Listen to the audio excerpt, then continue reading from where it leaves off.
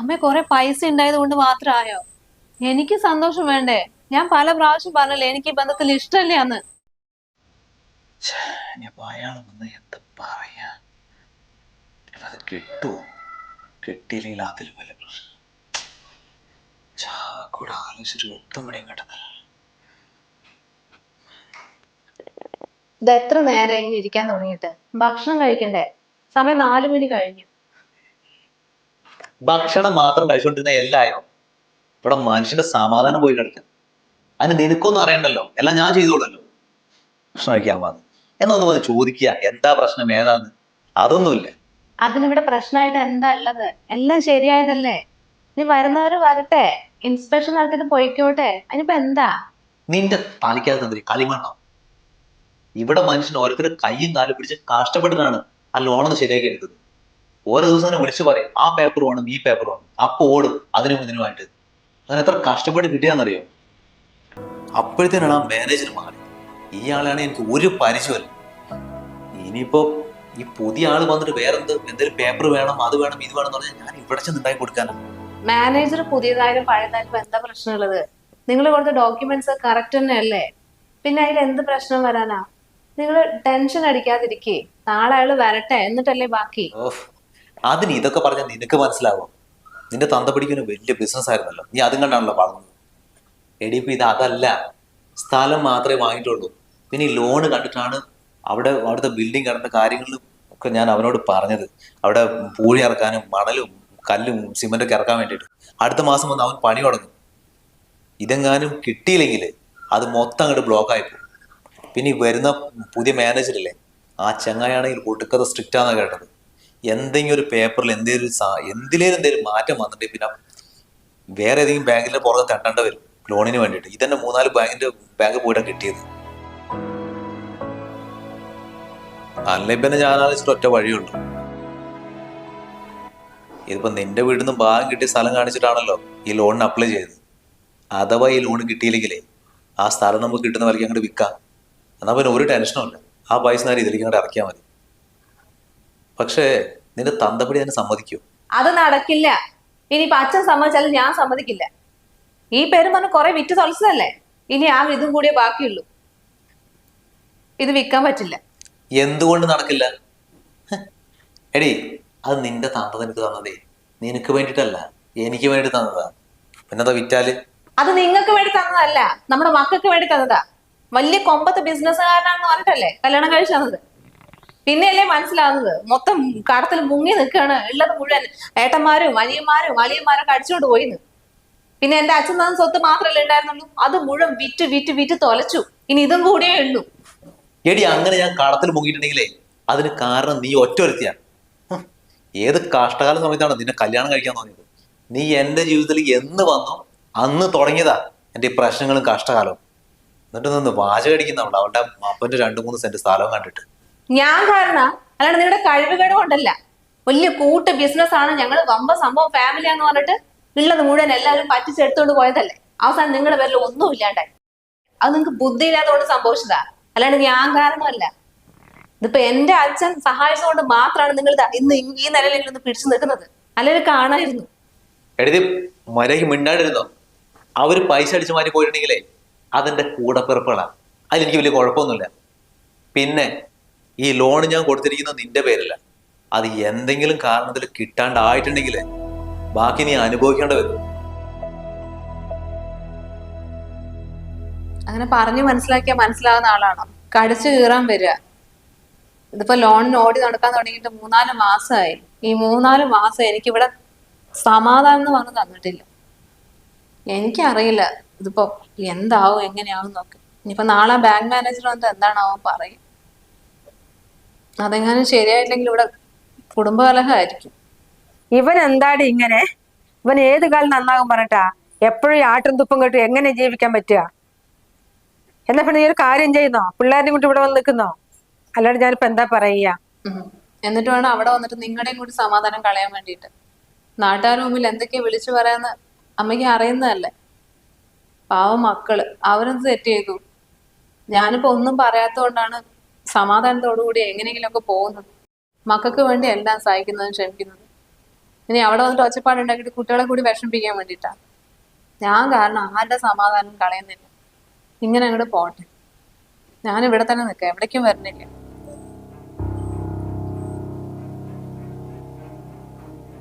ആരെയാടി വിളിച്ചത്? നിന്റെ തന്തേനെ തള്ളനെയാണോ? വേറെ ആരുമില്ലല്ലോ എനിക്ക് വിളിക്കാൻ. നിങ്ങളുടെ സ്വന്തക്കാർ വല്ലതും ഉണ്ടോ സുഖവിവരം അന്വേഷിക്കാൻ വേണ്ടിയിട്ട്? ഒരു മനുഷ്യനില്ലല്ലോ. എങ്ങനെ ഉണ്ടാവും? നിന്റെ മോന്ത കണ്ട് ആരെങ്കിലും വീട്ടിലേക്ക് കയറി വരും. പിന്നെ നാളെ ആ മാനേജർ ഇങ്ങോട്ട് വരും. നിന്നോടായിരിക്കും എല്ലാ കാര്യങ്ങളും ചോദിക്കുന്നത്. എന്തൊക്കെ പറയണം പറയണ്ടെന്ന് ഞാൻ പറഞ്ഞുതരും. അത് മാത്രം പറയാ.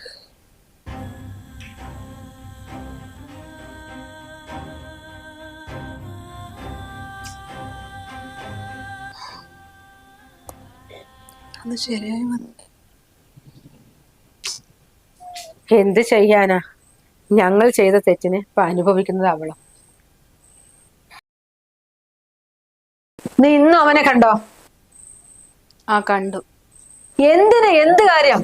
നിന്റെ അടുത്തല്ലേ പറഞ്ഞ ഇനി മുതൽ അവനെ കണ്ടുപോകരുത് എന്നുള്ളത്? കുടുംബത്തിന് മോനം കളയാൻ വേണ്ടി ഇറങ്ങിയതാ? അതിനെന്താ അമ്മേ, ഞാൻ നിങ്ങളോട് എല്ലാവരോടും പല പ്രാവശ്യം പറഞ്ഞതല്ലേ എനിക്ക് അരുണേന്റെ ഇഷ്ടമാണെന്ന്. അരുണേന് എന്ത് കുഴപ്പമുള്ളത്? നല്ല ജോലിയില്ലേ, നല്ല വിദ്യാഭ്യാസം ഇല്ലേ. അപ്പൊ അതും പറഞ്ഞിട്ട് കുറെ എക്സാംസ് എഴുതുന്നുണ്ട്, നന്നായിട്ട് പഠിക്കുകയും ചെയ്യും, നന്നായിട്ട് വർക്കും ചെയ്യും. പിന്നെ എന്താണ്? ഇനി നിങ്ങൾക്ക് ജോലിയാണ് പ്രശ്നമെങ്കിൽ നല്ല ജോലി കിട്ടാനുള്ള സാധ്യതയുണ്ട്. അതിനു വേണ്ടിയിട്ട് കുറച്ച് സമയം ചോദിച്ചെന്നല്ലേ ഉള്ളൂ. ഇനിയിപ്പോ ഇവന് എത്ര വലിയ ജോലി കിട്ടിയാലും നിന്റെ അച്ഛനിപ്പൊ കൊണ്ടുവന്ന ആലോചനന്റെ 7 അയലത്ത് വരില്ല അവര്. വലിയ കമ്പനികളുണ്ട്, 2-3 കമ്പനി ഉണ്ടെന്നാ പറഞ്ഞത്. പിന്നെ കാറ്, വലിയ വീട്. നിന്നെ കല്യാണം കഴിച്ച് കൊണ്ടുപോയാലേ നിനക്ക് ഇഷ്ടം പോലെ പഠിച്ചോട്ടെ എന്ന് അവര് പറയുന്നത്. പഠിച്ച ശേഷം അവരുടെ ഏതെങ്കിലും ഒരു കമ്പനിയിൽ മാനേജർ ആക്കാന്നുള്ളത്. പിന്നെ നീ ആരാ? അവിടുത്തെ മുതലാളിയാ, മുതലാളി. അതൊക്കെ ഇവരെ കൊണ്ട് പറ്റുമോ? അമ്മ കുറെ പൈസ ഉണ്ടായത് കൊണ്ട് മാത്രമായോ? എനിക്ക് സന്തോഷം വേണ്ടേ? ഞാൻ പല പ്രാവശ്യം പറഞ്ഞല്ലേ എനിക്ക് ഈ ബന്ധത്തിൽ ഇഷ്ടമല്ലേ എന്ന്. അത് നിന്റെ ഇഷ്ടം ആര് നോക്കുന്നത്? ഞങ്ങൾക്ക് ചെക്കനെയും ചെക്കന്റെ കുടുംബക്കാരും നല്ലപോലെ ഇഷ്ടപ്പെട്ടു. ഞങ്ങൾ പറഞ്ഞത് കേട്ടാ മതി. നീ ഇനിയിപ്പൊ അച്ഛനും അമ്മയും ധിക്കരിച്ചിട്ടാണെങ്കിൽ പിന്നെ ഈ ഞങ്ങളെ നിനക്ക് കാണാൻ കിട്ടില്ല. അത് ഓർത്തോ.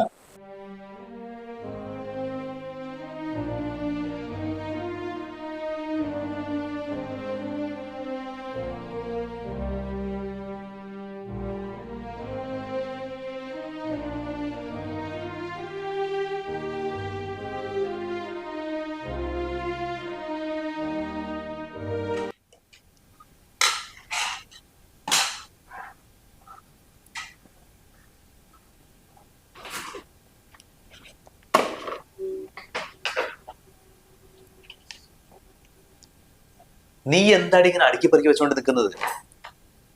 ആ അഭിലാഷ് ഇപ്പൊ ബാങ്കിൽ നിന്ന് വിളിച്ചിട്ടുണ്ടായിരുന്നു. മാനേജറും 2-3 പേരും വന്നിട്ടുണ്ടെന്ന് അവിടുന്ന്. ഇപ്പൊ അയാൾ ഇങ്ങോട്ട് വരും. പിന്നെ പുള്ളി മാത്രമേ ഇങ്ങോട്ട് വരുന്നുള്ളൂ. അവർ കൂടെ വന്ന ആൾ ഇവിടെ അടുത്തവിടെ എന്ത് ഇൻസ്പെക്ഷനോ സൈറ്റ് വിസിറ്റോ ചെയ്യണമെന്ന് പറഞ്ഞാൽ അങ്ങോട്ട് പോകും.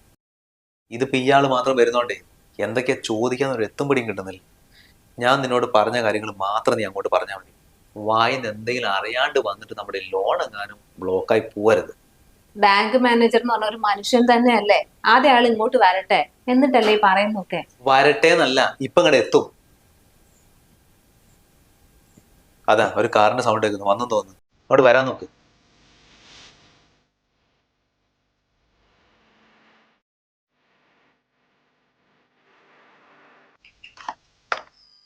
ആ സാർ വാ, കേറിയിരിക്കെ.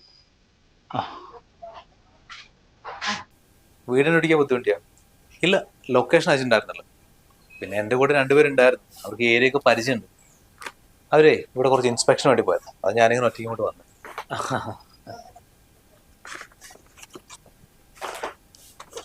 ഈ വീടേ നിങ്ങളുടെ പേരിലാണോ? ഈ വീട് സ്ഥലം എൻ്റെ പേരില. ലോണ് വൈഫിന്റെ പേരിലല്ലേ? അതെ, വൈഫിന്റെ പേരില. പുതിയ മാനേജറാന്ന് പറഞ്ഞപ്പോഴേ ആ കൂടെ പേടിച്ച് ടെൻഷൻ അടിച്ചിരിക്കുക. അത്രയ്ക്ക് വിവരമൊന്നുമില്ല സാറേ. ഒരു പൊട്ടി പെണ്ണ. ഞാനിപ്പോ വിളിക്കാം. സാർ ഇരിക്ക. എടീ നീ എവിടെ?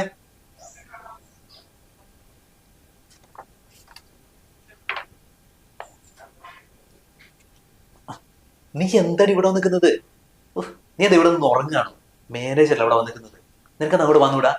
പറഞ്ഞല്ലേ ഞാൻ അങ്ങോട്ട് വരണത്. ഞാൻ പോകാം. പുള്ളിക്കാരന് നിന്നോടായിരിക്കും കുറെ കാര്യങ്ങൾ ചോദിക്കാണ്ടാവുക. അതുകൊണ്ട് നീ അങ്ങോട്ട് ചെന്നാൽ മതി, ഞാൻ വരുന്നില്ല. നിങ്ങൾ വരാണ്ട് എങ്ങനെയാ ശരിയാകുക? നിങ്ങളും കൂടി വാ. എനിക്ക് പേപ്പറൊക്കെ നിങ്ങളല്ലേ ശരിയാക്കി, ഞാൻ പോയി പറയാനാ. എടി അതിനൊന്നും കുഴപ്പമില്ല. പുള്ളിക്കാരൻ 2-3 കാര്യങ്ങൾ എന്നോട് ചോദിക്കും, അത്രേ ഉള്ളൂ. എനിക്കാകെ കൂടെ ടെൻഷനായിട്ട് വരാം. ഞാൻ വായതെല്ലാം പറഞ്ഞിട്ട് ലോണും കാര്യം മുടങ്ങി പിന്നെ കുടുങ്ങും. നീ പോയിട്ടോ, ഞാൻ വരാം പിന്നെ. അല്ലല്ല, എപ്പോഴും ഇങ്ങനെ തന്നെയാണല്ലോ. കടം ചോദിച്ച ആരെങ്കിലും വന്നാലും ഇതുപോലെ ലോണിന്റെ കാര്യം വന്നാലും എന്നെ അങ്ങ് പറഞ്ഞു നിങ്ങളുടെ എസ്കേപ്പ് ആവും.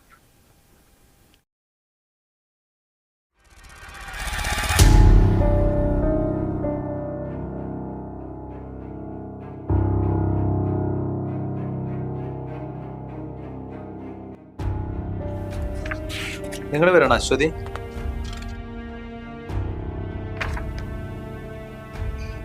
നിങ്ങളുടെ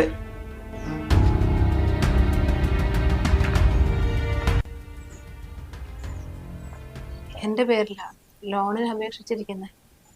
എന്റെ ഹസ്ബൻഡ് അപ്പൊ പോയത്. ആ സ്ഥലത്തിന്റെ പേരിൽ വേറെ ലയബിലിറ്റീസ് ഒന്നും ഇല്ലല്ലോ അല്ലേ? അല്ല, പേപ്പേഴ്സ് ക്ലിയർ ആണ്, എന്നാലും ഞാൻ ചോദിച്ചു എന്നുള്ളൂ. ഇല്ല സർ, വേറെ ലയബിലിറ്റീസ് ഒന്നുമില്ല. അച്ഛന്റെ പ്രോപ്പർട്ടി ആയിരുന്നു, അത് എന്റെ പേരിൽ ഷെയർ കിട്ടിയതാണ്. ഞാനൊരു എൻക്വയറിന്റെ ഭാഗമായിട്ട് വന്നതാണ്. ജോലി ചെയ്യുന്നില്ലേ? ഇല്ല, ഞാൻ ഹൗസ് വൈഫാ. പിന്നെ ഹസ്ബൻഡിന് ബിസിനസ് ഉണ്ട്. അല്ല, ഇത്രയും വലിയ ലോണൊക്കെ എടുത്തിട്ടേ എങ്ങനെ തിരിച്ചടയ്ക്കുക എന്നുള്ള സോഴ്സ് കാരണമായിരുന്നു, അത് ഞാൻ ചോദിച്ചേ. എന്നാ ശരി, ഞാൻ ഇറങ്ങട്ടെ.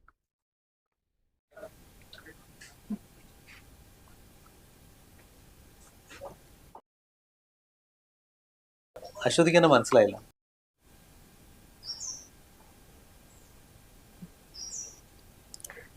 സുഖാണ്.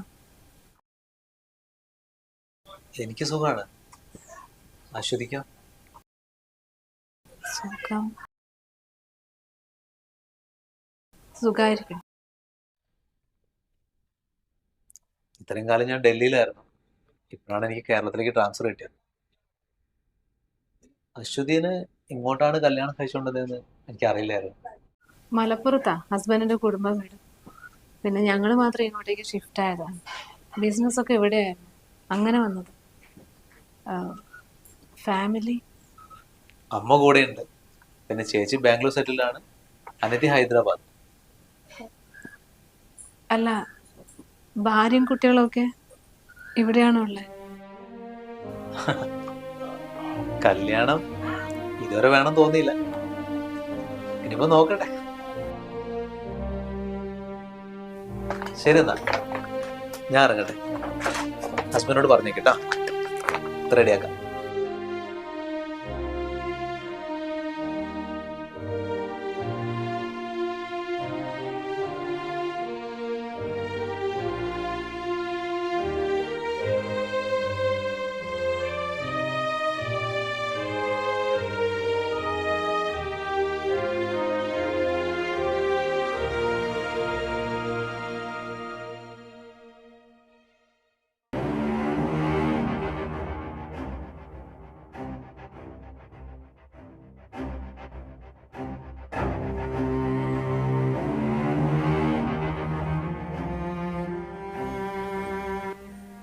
എന്തായി, പോയോ? ആ, എന്ത് പറഞ്ഞു? ലോൺ ശരിയാവെന്ന് പറഞ്ഞോ? ശരിയാവുന്നു പറഞ്ഞു. ഇപ്പോഴാ സത്യം പറഞ്ഞ മനുഷ്യനൊന്ന് സമാധാനമായത്. ഞാൻ വിചാരിച്ചു നീ വല്ല മണ്ടത്തരം എഴുന്നള്ളി ചതങ്ങനെ ഇല്ലാണ്ടാക്കുന്നു. എന്തായാലും ഞാൻ അശോകനെ വിളിച്ചു പറയട്ടെ, ലോൺ ക്ലിയർ ആകാൻ പോവാന്ന്.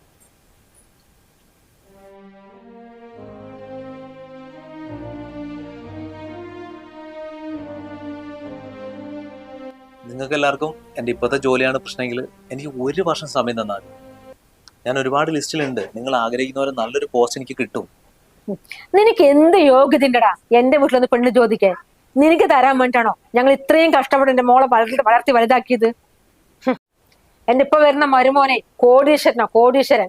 അവൻ ജോലി കിട്ടിയിട്ട് വേണ്ട അവന്റെ കുടുംബം കഴിയാൻ. അവൻ ഇഷ്ടം പോലെ സ്വത്തുണ്ട്. അമ്മ, കുറെ പൈസയും സ്വർണ്ണമൊന്നും അല്ലല്ലോ കാര്യം. അവൾ എന്നോട് പറഞ്ഞതാ അവൾക്ക് കല്യാണത്തിന് ഒരു താല്പര്യമില്ലാന്ന്. ഞാൻ അവളെ പൊന്നുപോലെ നോക്കിക്കോളാം.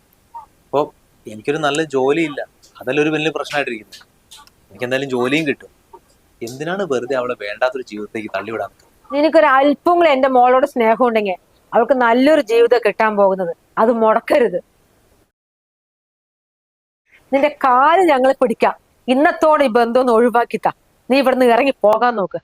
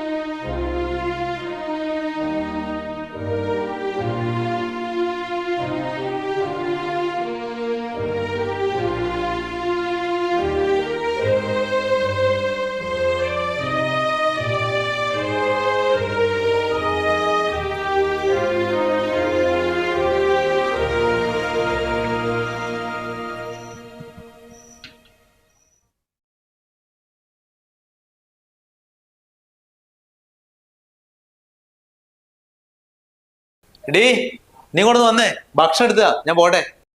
ഇതാ വരുന്നു.